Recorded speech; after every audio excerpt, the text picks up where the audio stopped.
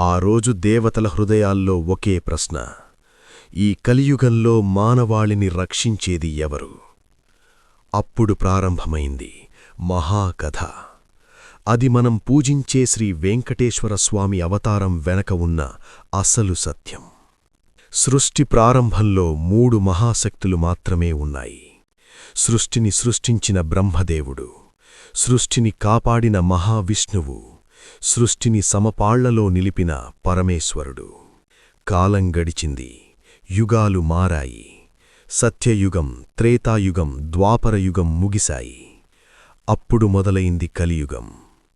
కలియుగం మొదలైన వెంటనే భూమి మారిపోయింది. ధర్మం తగ్గింది, లోభం పెరిగింది, మనుషుల హృదయాల్లో భక్తి కరిగిపోయింది.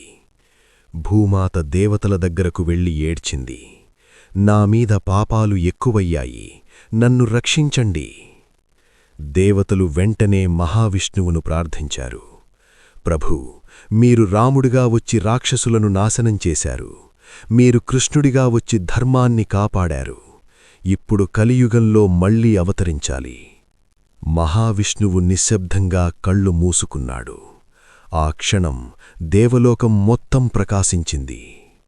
అప్పుడు విష్ణువు ఇలా అన్నాడు: ఈసారి నేను రాజుగా కాదు, యోధుడిగా కాదు, భక్తుల కోసం జీవించే దేవుడిగా వస్తాను. అది విని దేవతలు సంతోషించారు. అప్పుడే అత్యంత ముఖ్యమైన సంఘటన జరిగింది. ఒకసారి లక్ష్మీదేవి విష్ణువుతో కలిసి వైకుంఠంలో ఉన్నప్పుడు ఒక మహర్షి వచ్చాడు. ఆ మహర్షి పేరు భృగు మహర్షి. అతను ఒక పరీక్ష చెయ్యాలని అనుకున్నాడు. త్రిమూర్తుల్లో ఎవరు గొప్పవారు అని తెలుసుకోవాలనుకున్నాడు. మొదట బ్రహ్మ దగ్గరకు వెళ్ళాడు. బ్రహ్మ అతనిని పట్టించుకోలేదు. తరువాత శివుడి దగ్గరకు వెళ్ళాడు. శివుడు ధ్యానంలో ఉన్నాడు. చివరికి విష్ణువు దగ్గరకు వెళ్ళాడు. విష్ణువు యోగనిద్రలో ఉన్నాడు.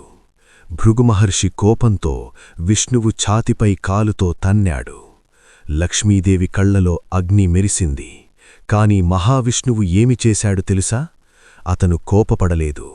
అతను ఇలా అన్నాడు: మహర్షి, మీ కాలికి నొప్పి వచ్చిందేమో. విష్ణువు భృగుమహర్షి పాదాన్ని పట్టుకుని క్షమించమని అడిగాడు. ఇది చూసిన లక్ష్మీదేవి బాధతో ఇలా చెప్పింది: స్వామీ, మీ ఛాతి నా నివాసం. అక్కడ నన్ను కాలితో తాకి అవమానించారు. అయినా మీరు స్పందించలేదు అని చెప్పి ఆమె వైకుంఠం వదిలి వెళ్ళిపోయింది. ఆ రోజునుంచి విష్ణువు హృదయం ఖాళీ అయింది. లక్ష్మీ లేకుండా వైకుంఠం నాకు అవసరం లేదు. అప్పుడు అతను భూమిపైకి రావాలని నిర్ణయించుకున్నాడు. భూమిపై ఒక పవిత్రమైన ప్రదేశాన్ని ఎంచుకున్నాడు. అదే తిరుమల. తిరుమల సాధారణ పర్వతం కాదు, అది నిజానికి ఆదిశేషుడి అవతారం. మహావిష్ణువు విశ్రాంతి తీసుకునేందుకు ఆదిశేషుడు పర్వతంగా మారాడు. అందుకే తిరుమలను శేషాచలమంటారు. ఆ పర్వతంపై ఒక చిన్న అడవిలో మహావిష్ణువు వచ్చి నివసించడం ప్రారంభించాడు. ఆ రోజునుంచి ఆయన పేరు మారింది శ్రీనివాసుడు. శ్రీనివాసుడు అడవిలో ఒక చెట్టు క్రింద నివసించాడు. రాజ్యం లేదు, సింహాసనం లేదు, దేవతల సేవ లేదు. కాని ఆయన ఒక్కటి మాత్రమే కోరుకున్నాడు: భక్తుల ప్రేమ. అక్కడ అడవిలో ఒక గోవు ప్రతిరోజూ వచ్చి ఆయనకు పాలిస్తుండేది. ఈ గోవు కథనే తరువాత తిరుమలలో జరిగే అద్భుతాలకు కారణమైంది. ఈ అడవిలోకి ఎవరు రాబోతున్నారు? వకులాదేవి ఎలా ఆయన తల్లిగా మారింది? పద్మావతిదేవి జననం ఎలా జరిగింది? చివరికి శ్రీనివాసుడు ఎలా శ్రీ వెంకటేశ్వర స్వామిగా అవతరించాడు? ఇవన్నీ మనం తరువాతి భాగంలో తెలుసుకుందాం. అందుకే ఈ మహాకథలో అసలు మలుపు ఏమిటో తెలుసుకోవాలంటే తరువాతి భాగంలో కలుద్దాం. నమస్కారం. ఈ కథ మీకు నచ్చి ఉంటే తప్పకుండా లైక్ చేయండి. ఇలాంటి దేవాలయ చరిత్రలు, హిందూ పురాణాల అసలు కథలు మరియు శ్రీ వెంకటేశ్వర స్వామి వంటి దైవ మహిమల పూర్తి కథలు చూడాలంటే మా ఛానల్ను తప్పకుండా సబ్స్క్రైబ్ చేయండి.